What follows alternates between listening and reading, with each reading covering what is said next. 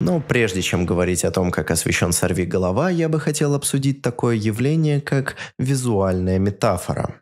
Визуальная метафора, по аналогии с метафорой текстовой, это прием, при котором визуальный стиль олицетворяет нечто внекадровое или концептуальное. Вообще-то говоря, это признак хорошего кино, которое взаимодействует со зрителем на всех уровнях, и картинка рассказывает его историю точно так же, как и фабула. И за отсутствие этого приема большую часть супергероики можно пожурить, потому что нередко кинокомикс визуально это просто глянец без особой смысловой нагрузки. Взрыв ради взрыва, драка ради драки и так далее. Визуальная метафора может быть совершенно разной. От самого простого, вроде главный герой рад, картинка теплая и контрастная, главный герой грустит, картинка холодная и блеклая, до гораздо-гораздо более сложного, настолько, насколько позволит фантазия режиссера.